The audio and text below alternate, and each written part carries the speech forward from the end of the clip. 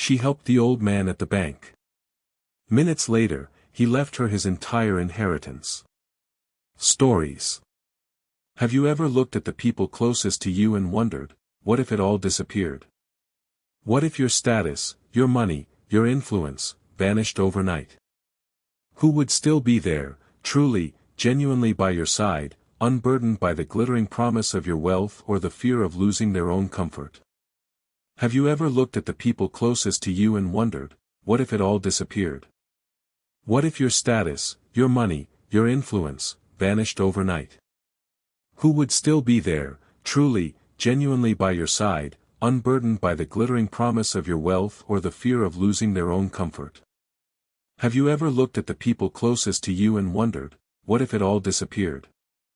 What if your status, your money, your influence, vanished overnight? Who would still be there, truly, genuinely by your side, unburdened by the glittering promise of your wealth or the fear of losing their own comfort? I decided not to wait to find out. I became a pauper, a frail old man on the brink of destitution, to learn the truth, and the truth was shocking. It was a truth that would redraw the lines of my entire life, reshape my legacy, and ultimately, bring a profound, unexpected peace to my jaded soul. I had spent a lifetime building an empire, navigating boardrooms and battling corporate sharks, yet the most important revelation of my 78 years came not in a grand boardroom, but in the sterile, fluorescent-lit confines of a bank, during a meticulously orchestrated charade. I sought a flicker of humanity in a world I believed had long since extinguished it, and what I found wasn't just a flicker, but a blazing ember that would illuminate my final chapter and change an innocent life forever. The experiment was simple, the stakes were astronomical, and the results were utterly transformative. Why would a man with millions, indeed, billions, pretend to be a confused, impoverished old soul, barely capable of filling out a bank slip? That, my friends, is the heart of my story, a story born from a lifetime of observation and an increasing weariness. My name is Sterling Blackwood, though for most of my adult life, I've been known simply as the founder of Terra Nova Solutions. We pioneered sustainable energy technology, turning what once seemed like science fiction into a global reality. The rewards, as you might imagine, were immense. My fortune could easily fund small nations, and my influence stretched across continents. But with immense wealth came an equally immense disillusionment. I watched, year after year, as those closest to me, family, associates, even supposed friends, began to see not Sterling Blackwood, the man, but Sterling Blackwood, the walking endowment, the source of endless opportunity and, crucially, the eventual giver of a vast inheritance. My journey with Terra Nova Solutions began in my cramped garage, a place of grease stains and grand visions. I was a scientist, an engineer, a dreamer who saw a future where humanity lived in harmony with the planet, powered by the very elements around us. The first few decades were a glorious struggle, fueled by passion and ingenuity. I built the company from the ground up, brick by painstaking brick, sacrificing personal relationships, foregoing comforts, all for the dream. My early partners were kindred spirits, driven by a shared vision. We celebrated breakthroughs with cheap champagne and lamented setbacks over lukewarm coffee, but we were a team. As Terra Nova grew, as our technology scaled and our profits soared, the landscape around me shifted. The small, dedicated team was replaced by corporate executives, the simple champagne by vintage wines, and the shared vision by a relentless pursuit of profit margins. I adapted, of course. I had to. I learned to navigate the treacherous waters of global finance, to speak the language of mergers and acquisitions, to wield influence with the same precision I once applied to circuit boards. But a part of me, the part that remembered the pure joy of discovery, began to wither. The avarice became a suffocating presence, a constant hum beneath every conversation, like a low-frequency drone that rattled the very foundations of my peace. Family gatherings, once occasions of genuine warmth in my younger, less affluent days, devolved into thinly veiled interrogations about my health, my energy levels, my future plans, all delivered with an unsettling cheerfulness that grated on my nerves. I remember one Christmas, perhaps 5 years ago, my sister's son, a man I had personally funded through law school, cornered me by the fireplace, a glass of expensive brandy in his hand. He spoke with elaborate concern about my fragility and then, with barely a pause, transitioned to asking about the legal frameworks of my various trusts, as if my death was an upcoming business meeting. My grandniece, Octavia Vance, was a prime example of this escalating avarice. Meticulously groomed, with an air of inherited entitlement that was almost breathtaking in its audacity, she and her equally ambitious fiancé, Cassian Thorne, were the most persistent in their inquiries. Octavia, a product of generations of privilege, had never known a day of genuine want. Her life was a perfectly curated gallery of designer labels, exclusive events, and a casual disregard for anyone outside her gilded circle. Cassian, on the other hand, was an opportunist, a sleek, well-educated shark who had latched onto Octavia with the precision of a barnacle finding its host. He saw me not as a person, but as the final obstacle between him and a life of unimaginable wealth. Every visit they made to my estate, Blackwood Manor, felt less like a family gathering and more like an audit of my mortality. It was a performance, a delicate dance of feigned affection punctuated by subtle, and not so subtle, probes into my estate. "Uncle Sterling, you look a little pale today, are you sure you're getting enough rest?" she'd coo, her eyes darting towards the antique mahogany desk in my study, where my will, or so she assumed, lay in wait, a ticking time bomb of riches. Cassian would chime in with observations about the fragility of life, and the importance of planning for the future, all while subtly trying to gauge my lucidity, my mental acuity. Their concern was a hollow echo, their smiles, carefully constructed facades. I saw the hunger in their eyes, the calculations behind their polite inquiries, and it slowly, irrevocably, soured my view of humanity. My vast empire felt like a gilded cage, and the people orbiting it, a flock of vultures, circling, waiting for the inevitable. The jadedness became a thick, impenetrable skin, protecting me, yet simultaneously isolating me from any genuine connection. I yearned for authenticity, a spark of pure, unselfish human interaction, but doubted it still existed. I was 78, and my time, while still vibrant, was undeniably finite. My doctor, a frank and honest man, had given me a clean bill of health just a month prior, but the knowledge of my mortality was a constant companion. I needed to finalize my will, to decide who would inherit the fruits of my life's work, the legacy of Terra Nova Solutions. But how could I entrust my multi-billion-dollar fortune, the culmination of decades of sacrifice and innovation, to people whose only interest was its acquisition, its consumption? The thought gnawed at me, a persistent ache in my soul. I couldn't bear the idea of my life's purpose being reduced to a mere prize for the most conniving, the most patient of predators. I needed to see beyond the masks, beyond the politeness, beyond the expectation of reward. I needed to strip away the sterling Blackwood they knew, the titan of industry, and become utterly insignificant, a nobody, a burden. I devised a plan, a final, desperate experiment to find genuine human kindness. My target, a local branch of Sterling National Bank, a branch that, ironically, I secretly owned through a complex web of holding companies. This would give me a measure of control, a hidden eye on the operation, ensuring no undue interference from staff who might recognize me, or worse, try to exploit my situation. I had installed discrete cameras, of course, a common practice in my businesses, but now they would serve a far more personal purpose. I would review every second of my experiment, ensuring no detail escaped my observation. The disguise was meticulously crafted, a masterpiece of transformation. I consulted with a renowned theatrical makeup artist, a woman named Alara, who usually worked on blockbuster films. She was sworn to an ironclad non-disclosure agreement, her eyes wide with a mix of excitement and unease at the unusual request. We spent days, not hours, perfecting the illusion. Old, ill-fitting clothes, meticulously sourced from charity shops and then deliberately stained and frayed, were chosen to make me appear smaller, weaker, almost ethereal. A threadbare wool coat, a faded plaid shirt, trousers that hung too loosely, all spoke of neglect and poverty. My hair, usually kept impeccably groomed by my personal barber, was left unwashed, disheveled, and dyed a dull, lifeless gray, further emphasizing the impression of a man who had given up on appearances. Elara worked wonders on my face, adding years, deepening the lines of worry around my eyes and mouth, and applying a pallor that suggested ill health and neglect.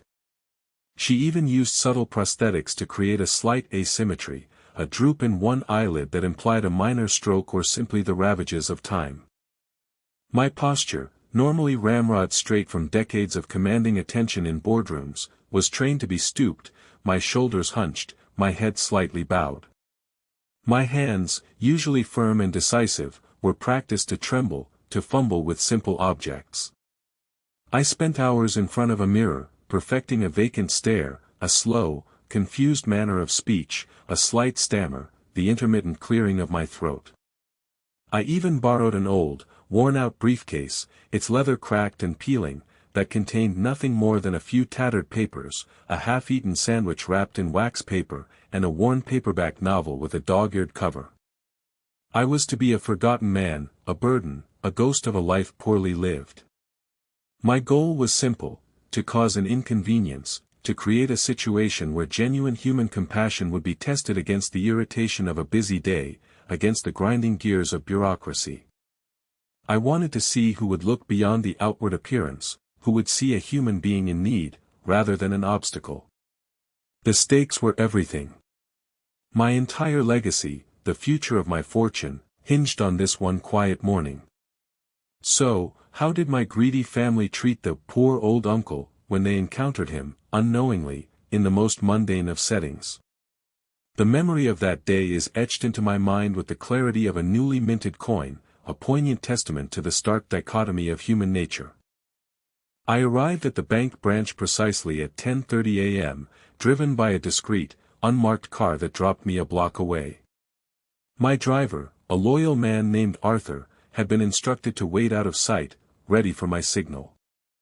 The morning air was crisp, but I shivered, not from cold, but from a calculated vulnerability that my disguise demanded.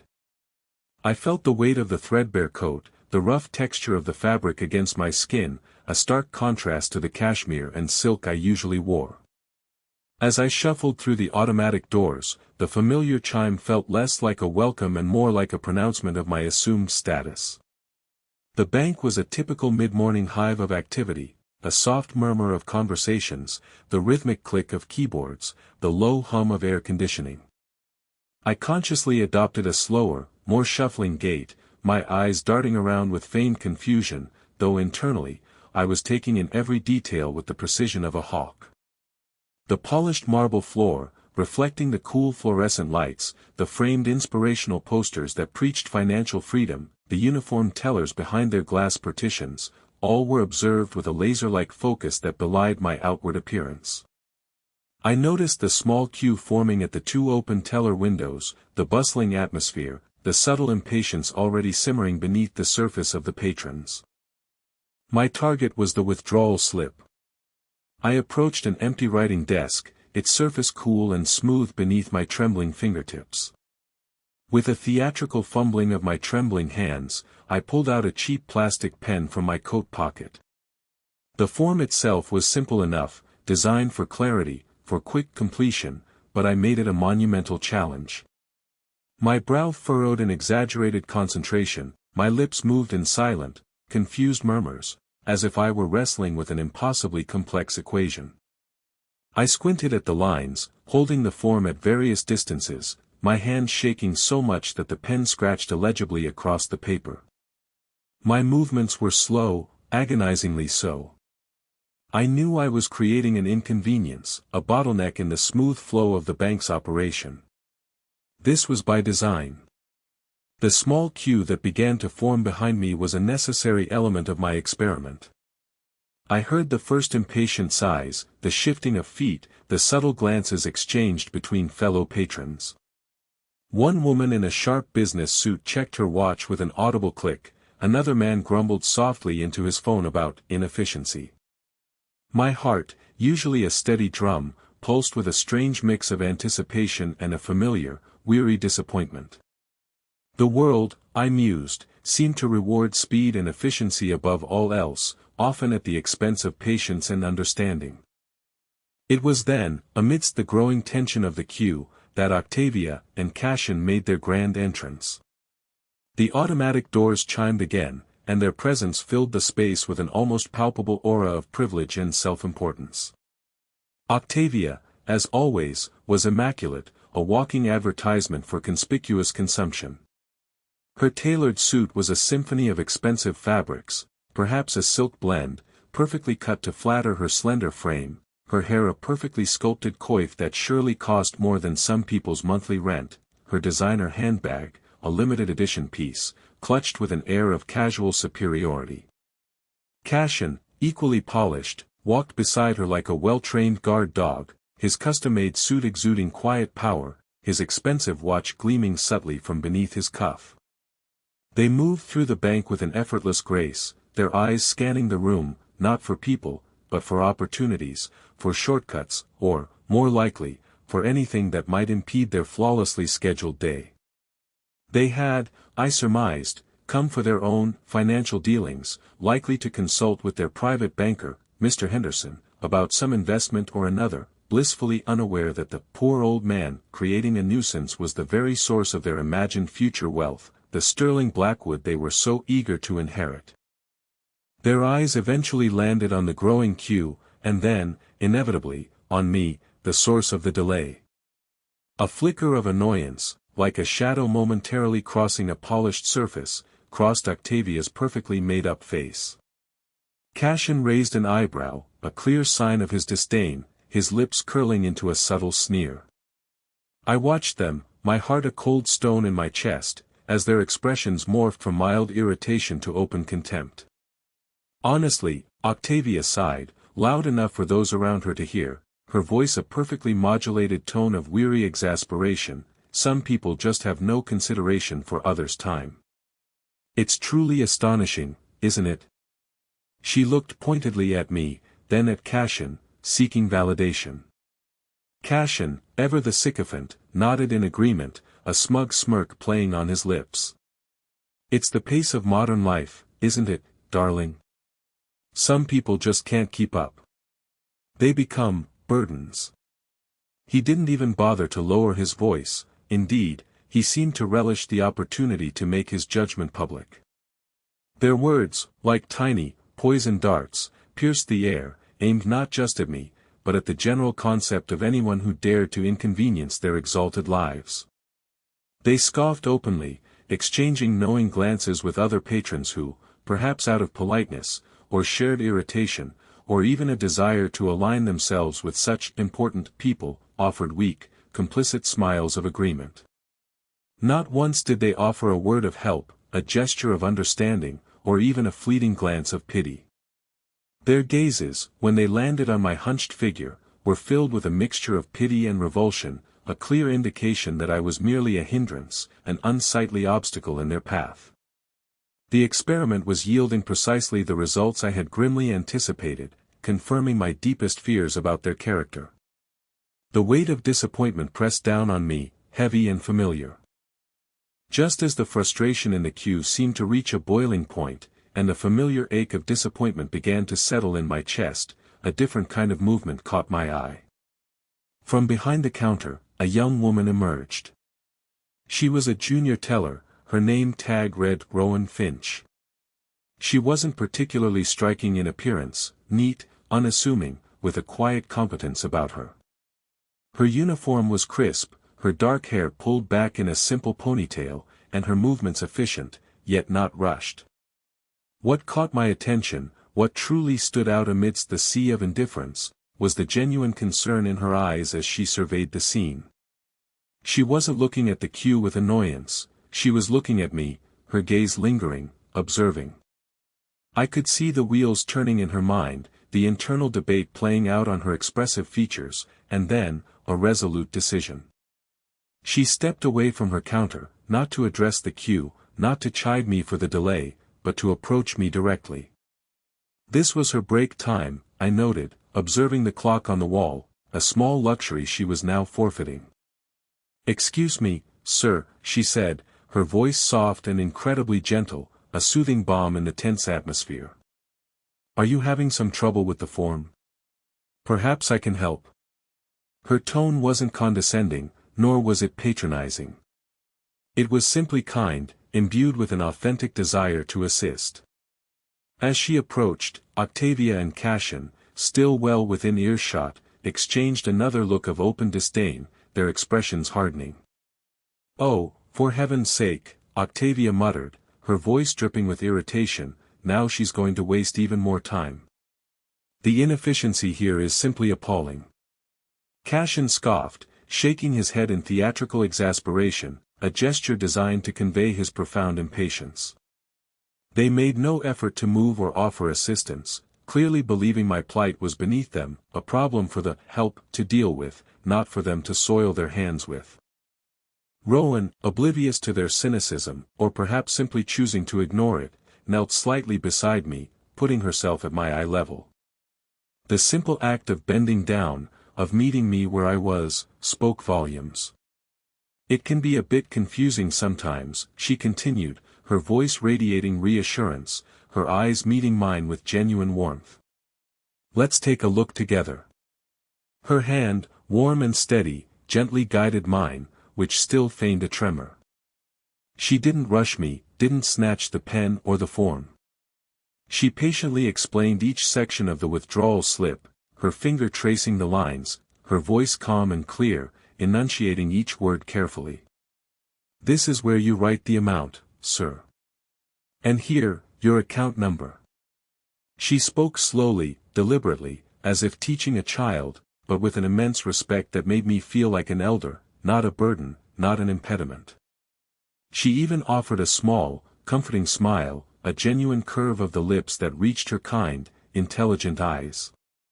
It was a simple gesture, yet in that moment, in that sterile, indifferent environment, it felt like the sun breaking through a perpetual cloud. She smelled faintly of lavender, perhaps from a subtle hand lotion, and a quiet professionalism that was utterly disarming. She didn't press for details, didn't ask personal questions about my life or my financial situation, didn't pry into the why of my confusion. She simply helped, unequivocally and without expectation. As she finished assisting me, ensuring every detail was correct, she stood and gently walked me to the nearest teller window, explaining, "They'll take care of you right here, sir." She even lingered for a moment, making sure I was settled and understood the next steps before offering another soft smile and returning to her post, her brief act of kindness complete. I watched her go, a profound stillness settling over me, washing away the tension and the carefully constructed facade. The jadedness, the disappointment that had become my constant companion for decades, began to recede, replaced by a warmth I hadn't felt in what felt like a lifetime. It was in that precise moment, witnessing Octavia and Cassian's cold disdain versus Rowan's pure, unadulterated compassion, that the decision solidified. It wasn't a choice I debated or pondered, it was an immediate, visceral understanding of what needed to be done. My entire will, my multi-billion-dollar inheritance, the legacy of Terra Nova Solutions, would not go to the vultures. It would go to Rowan. She was the only person who saw a human being, not a burden, not a nuisance, and certainly not an investment opportunity. She saw me. And that, for Sterling Blackwood, was worth more than all the gold in the world. But every game has an end, right? And for my game, the ending was meticulously planned to deliver maximum impact, a crescendo of shock and a stark revelation of true character. After leaving the bank, still in my elaborate disguise, I felt a strange lightness, a sense of purpose renewed. The confirmation of my family's true nature, painful as it was, had also been liberating. The path forward was clear, illuminated by Rowan's simple act of kindness.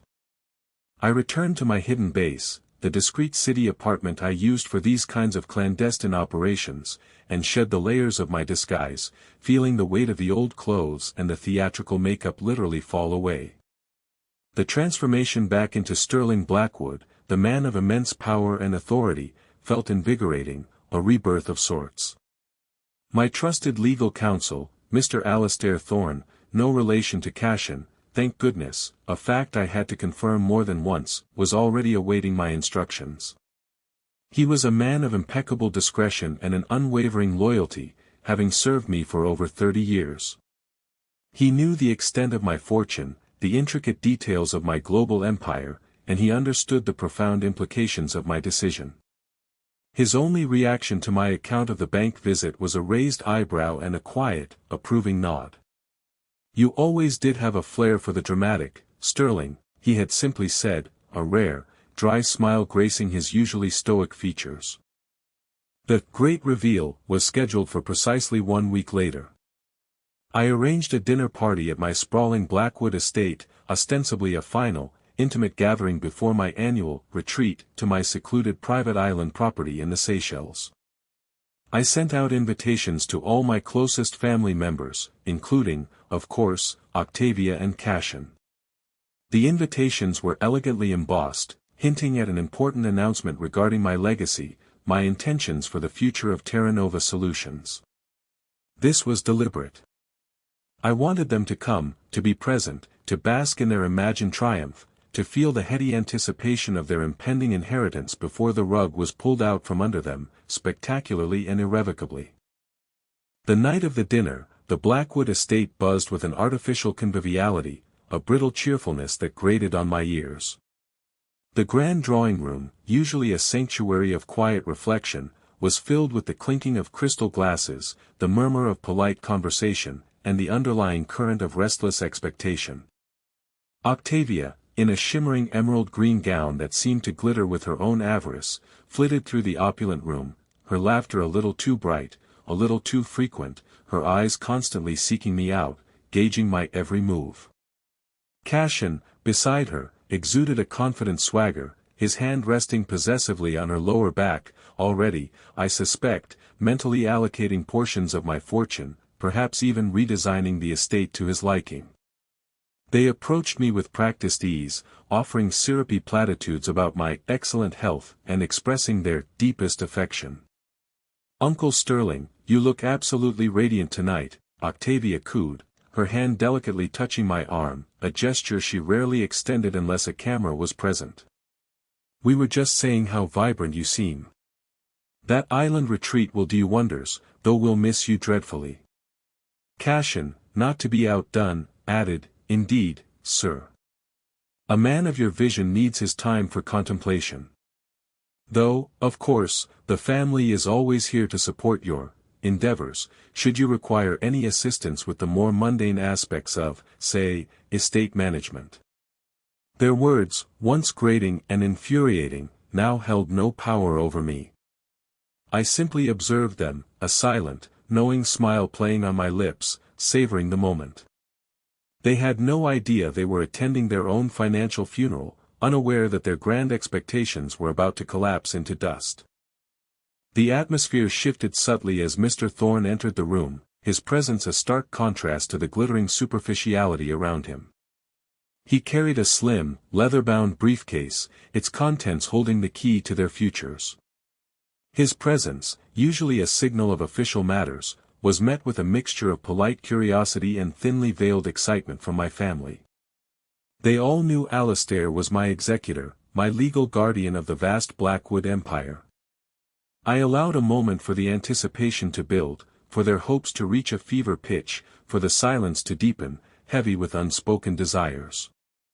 Then, I cleared my throat, the small sound echoing unnaturally in the suddenly quiet room, instantly silencing the last murmurs of conversation. All eyes turned to me. "My dear family," I began, my voice clear and resonant, amplified by the sudden quiet. "Thank you all for coming tonight. As many of you know, I've been contemplating the finalization of my estate, the legacy of Terra Nova Solutions, and the distribution of my assets." A ripple of excited whispers went through the room, like a collective intake of breath. Octavia practically vibrated with anticipation, her hand subtly reaching for Cassian's, a triumphant smirk beginning to form on her lips. And after much thought, I continued, my gaze sweeping over each of their expectant faces, lingering on Octavia and Cassian, and a recent, personal experiment, I have made my final decisions. Alistair, if you would be so kind. Mr. Thorne stepped forward, his expression impassive, opening his briefcase. The tension in the room was palpable, a predator's hunger for the kill, an almost audible hum of greed. It was at this precise moment that a junior assistant, following my meticulous instructions, quietly ushered in a new guest. My gaze shifted to the grand double doors, and everyone else's followed, curiosity warring with their focused anticipation. There, standing a little awkwardly at the threshold of my grand drawing room, was Rowan Finch. She was dressed in a simple, but neat, black dress, clearly uncomfortable in the opulent surroundings, her hands clasped nervously in front of her. Her eyes, wide with a mixture of nervousness and confusion, darted around the room, taking in the glittering chandeliers, the hushed faces of my family, the sheer overwhelming grandeur of it all. I had invited her under the pretense of a special commendation from the bank's head office, a commendation for exemplary customer service. She had no idea of the true purpose of her presence, or the colossal shift her life was about to undergo. Octavia and Cassian recognized her instantly. The same junior teller who had, in their minds, wasted precious moments of their time last week. Their faces, moments ago alight with avarice, twisted into expressions of bewildered disdain. "What is she doing here?"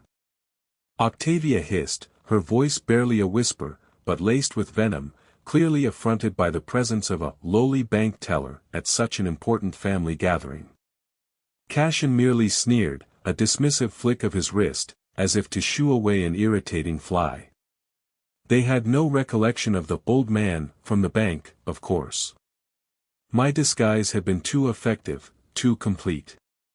But their reaction to Rowan, the innocent professional, was just as revealing of their ingrained snobbery and entitlement as their behavior towards me in my disguise. I met Rowan's gaze across the room, offering her a reassuring, though enigmatic, smile, a silent promise that all would soon be explained. Then, I turned back to my family, my voice now laced with an edge of steel, cutting through the remnants of their whispers. "Before Mr. Thorne reads my final wishes," I declared, my eyes sweeping over Octavia and Cassian, lingering for a fraction too long, ensuring they felt the weight of my gaze, "I wish to present a small, but profoundly significant, award." I began to walk towards Rowan, whose confusion only deepened with every measured step I took. As I reached her, I took her trembling hand in mine, a gesture that sent a fresh wave of shock and bewilderment through the room. "Rowan Finch," I said, addressing her directly, my voice now carrying a profound sincerity that silenced all further whispers, "your kindness, your empathy, and your genuine human compassion, demonstrated last week in the most unassuming of circumstances, did not go unnoticed. You saw a frail old man in need of help, not an inconvenience. You saw a human being, not a burden. You treated me with dignity, with respect, and with an unselfish desire to assist. And for that, you have earned far more than a simple commendation." The room was utterly silent, a vacuum of stunned disbelief. Octavia and Cassian looked at each other, a dawning horror slowly creeping into their faces, replacing their initial disdain. They were starting to connect the dots, the old man at the bank, my sudden pronouncements, the unexpected presence of this teller. The color drained from Octavia's face as the realization hit her, swift and brutal, like a physical blow. Cassian's confident posture crumbled, his eyes wide with a terrifying understanding, his jaw slackening. I turned back to Mr. Thorne, my grip still firm on Rowan's trembling hand, her fingers cold against mine. "Alistair," I commanded, my voice ringing with an undeniable finality that left no room for appeal, "please read my will. The new one." The words hung in the air, heavy and resonant, a death knell for some, a life-altering symphony for another. The game was indeed over. And the truth, in all its devastating glory, was about to be unleashed. The immediate fallout was as dramatic and emotionally charged as I had envisioned, perhaps even more so. As Mr. Thorne, with his characteristic calm and precise articulation, began to read the new will, the grand drawing room of my estate transformed into a theater of raw human emotion, a crucible where character was forged and shattered. He started, as is customary, with the preamble, confirming my sound mind and body, my full testamentary capacity, a clear preemptive strike against any future legal challenges. Then, he moved into the specifics. The first blow landed squarely on Octavia and Cassian, stripping away their carefully constructed illusions and their assumed future. Mr. Thorne's voice, devoid of inflection, a perfectly neutral instrument of justice, declared, to my grandniece, Octavia Vance, and her fiancé, Cassian Thorne, for their consistent demonstrations of self-interest and their inability to perceive human value beyond material gain, I bequeath a single, framed copy of the withdrawal slip from Sterling National Bank, dated last Tuesday, as a perpetual reminder of what true wealth represents, and what they ultimately lost through their short-sighted avarice. The effect was instantaneous and devastating. Octavia let out a strangled gasp, a sound halfway between a sob and a shriek, primal and raw. Her face, which moments ago had been a mask of confident expectation, contorted into a grotesque image of disbelief and fury, her perfectly coiffed hair now seeming to fray at the edges, as if unraveling with her composure. "What?" she screamed, her voice cracking with outrage. "This is a joke. Uncle Sterling, you can't be serious. This is an insult." Cassian, initially stunned into a gaping silence, found his voice, though it was now laced with venom, his face purple with rage. "This is preposterous. We are your family. Your rightful heirs. You cannot do this." He lunged forward, a flash of pure, unadulterated anger in his eyes, but Mr. Thorne, unflappable, merely raised a hand, a silent, authoritative command for order that somehow stopped Cassian mid-stride. My eyes remained fixed on them, cold and unyielding, devoid of any sympathy. "You showed me your true colors, Octavia, Cassian. You saw an inconvenience, a burden, not a human being. You saw an opportunity to demonstrate your supposed superiority, even at the expense of another's dignity. My legacy, the life's work of Terra Nova Solutions, built on innovation and a vision for a better world, will not be squandered on those who judge human worth by the shine of their shoes or the thickness of their wallets." I didn't raise my voice, but the quiet steel in my tone cut through their protests like a sharpened blade, silencing them with its chilling finality. Mr. Thorne continued, detailing the immediate cessation of all previous financial support, the revocation of access to various trust funds I had established for them years ago, and the explicit removal of their names from any future consideration for board positions within Terra Nova Solutions, or indeed, any association with my enterprises. Their downfall was swift, absolute, and publicly humiliating. They collapsed back into their chairs, their faces pale with a dawning terror, the full, crushing weight of what they had lost pressing down on them. The multi-billion-dollar inheritance, the life of unearned luxury they had always assumed was theirs, had vanished in an instant, replaced by a single, symbolic, worthless piece of paper. The look in their eyes was a mixture of hatred and profound, agonizing regret, a dawning realization that they had played a game and lost everything. Then, Mr. Thorne turned his attention to Rowan. Her face was a canvas of utter bewilderment, her eyes still wide, her posture stiff with shock. She had been standing silently through the dramatic outburst, her gaze darting between me and the furious couple, absorbing the astonishing scene, completely unaware that she was the other, infinitely more fortunate, half of this astounding revelation.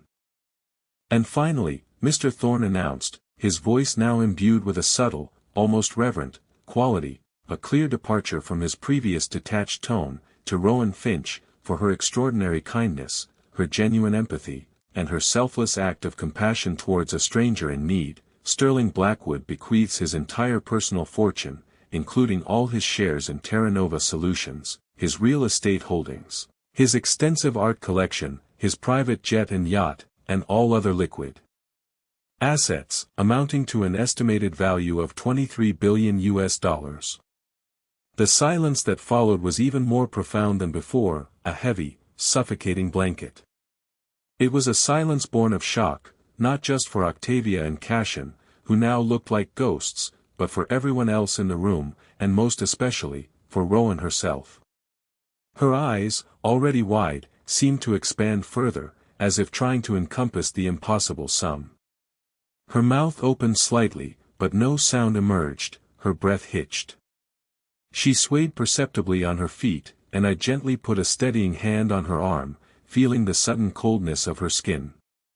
$23 billion, someone whispered from the back of the room, a collective gasp following, the sheer magnitude of the figure almost incomprehensible. A faint murmur, a mix of awe and disbelief, swept through the remaining family members. Rowan looked at me, then at Mr. Thorne, then back at me, her gaze filled with an incredulous disbelief that bordered on terror. "Sir. Mr. Blackwood, this must be a mistake," she stammered, her voice barely a whisper, a thread of sound amidst the stunned silence. I just helped an old man with a form. It was nothing. It was just what anyone would do." The humility in her voice, even in this moment of life-altering revelation, struck me deeply. It reaffirmed everything I had seen in her. I smiled, a genuine, warm smile that reached my eyes, a smile I hadn't felt in years, a smile that finally banished the lingering cynicism from my heart. "No, Rowan. It was not nothing. And tragically, it is not what anyone would do. You saw beyond the disguise, beyond the inconvenience, beyond the outward appearance of frailty and poverty. You saw humanity. You acted with a goodness that is all too rare in this world, especially when there was no perceived reward, no personal gain. And that, my dear, is worth more than any empire. My inheritance is not merely money, it is a legacy of purpose, a foundation built on a vision for a better future. And I believe you, and only you, possess the heart and the character to wield it wisely, to make it a force for profound good in a world that desperately needs it." Tears welled up in her eyes, silent and pure, as she finally comprehended the magnitude of the gift, not just the staggering sum of money, but the immense trust, the profound validation of her inherent goodness. She had gone from a quiet junior bank teller to one of the wealthiest individuals on the planet in a matter of minutes. The shock, the disbelief, the overwhelming gratitude, all swirled within her, threatening to overwhelm her senses. Octavia and Cassian, meanwhile, were on their feet again, but their protests were now impotent, reduced to futile wails of outrage and disbelief, a cacophony of lost opportunity and bitter regret. Their world had crumbled into ashes, while Rowan's had been reborn, shimmering with unexpected promise. So what happened to them all, after that explosive revelation? The aftermath of that evening settled over my life with a profound and unexpected sense of peace. The weight that had burdened my soul for decades, the cynical disappointment in human nature, had been lifted. I had found what I was searching for, and in doing so, I had not only secured my legacy but also discovered a renewed purpose in my own final years. For me, Sterling Blackwood, the decision brought an immense liberation. I no longer felt like a hostage to my wealth or a target for opportunists. My remaining time on this earth would be spent not accumulating more, but guiding, mentoring, and witnessing the incredible good that my fortune, now in the right hands, could achieve. I found a deep satisfaction in watching Rowan begin to navigate her new world, knowing that my final act was one of true justice, a powerful statement against the pervasive greed I had witnessed for so long. The jadedness faded, replaced by a quiet contentment, a sense that I had, finally, made a truly wise decision. I saw more sunrises, read more books, and simply enjoyed the quiet dignity of my remaining days, knowing my life's work would truly serve a greater good. Octavia Vance and Cassian Thorne, on the other hand, experienced a spectacular and humiliating fall from grace. Their public outrage at the reading of the will quickly morphed into desperate attempts to challenge its validity. They hired expensive lawyers, launched smear campaigns against me and, outrageously, against Rowan, and tried every legal avenue imaginable, accusing me of senility, undue influence, even a hidden brain tumor. But my will was meticulously crafted, waterproofed by Mr. Thorne against any conceivable challenge, a testament to his foresight and my own determination. Their attempts failed, spectacularly and publicly, each legal defeat a fresh wound to their pride and their vanishing hopes. Without my financial support, their lavish lifestyle, built entirely on expectation and superficiality, quickly crumbled. The luxury apartment, the designer clothes, the exclusive clubs, all became unsustainable burdens. They became pariahs in the social circles they had once so effortlessly commanded, whispered about as, the ones who lost everything because of an old man's trick. Their bitter recriminations against each other escalated, fueled by resentment and blame, destroying their engagement and, eventually, any semblance of their former lives. They were forced to sell assets, downsize drastically, and eventually faded into a life of relative obscurity, consumed by their own avarice and the crushing weight of their lost fortune. There was no redemption for them, only the bitter taste of what might have been, a constant reminder of the moment they chose contempt over compassion. Rowan Finch's life, of course, was utterly transformed, but in a way that truly honored my intentions. The initial shock gave way to an overwhelming sense of responsibility and a humble determination. She didn't immediately quit her job, showing up at the bank the very next day, somewhat dazed, but committed, serving customers with the same quiet efficiency, as if trying to grasp the reality of her new circumstances. I spent the following months guiding her, not as a controlling figure, but as a mentor, a trusted advisor. I taught her about the complexities of managing such immense wealth, introduced her to the philanthropic ventures I had always envisioned for Terra Nova Solutions, and helped her understand the immense power she now wielded. She handled it all with grace and an astonishingly grounded perspective, never losing sight of the simple values she held. She established foundations focused on sustainable development and ethical investment. She invested in groundbreaking sustainable technologies that had once been distant dreams of Terra Nova's early days, and she funded educational programs in underserved communities, always with that same quiet empathy she had shown me at the bank.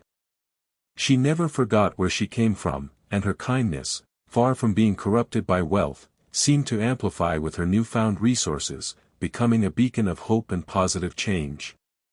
She brought a fresh, compassionate perspective to the world of philanthropy, proving that true character, indeed, is not defined by what one has, but by how one treats others, especially those who can offer nothing in return. I learned my lesson about human nature that day. It taught me that while greed and self-interest can be pervasive, pure, unadulterated kindness still exists, often in the most unassuming of places, quietly waiting to be discovered. It reminded me that true character is revealed not in grand gestures or elaborate displays of affection, but in the quiet, often unobserved moments, in how we treat those who can do nothing for us.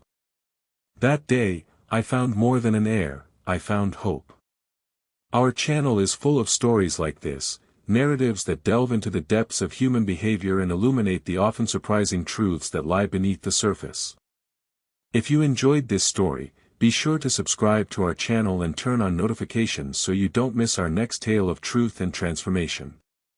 And tell me, have you ever been surprised by someone's true colors, for better or for worse? Tell me your story in the comments below.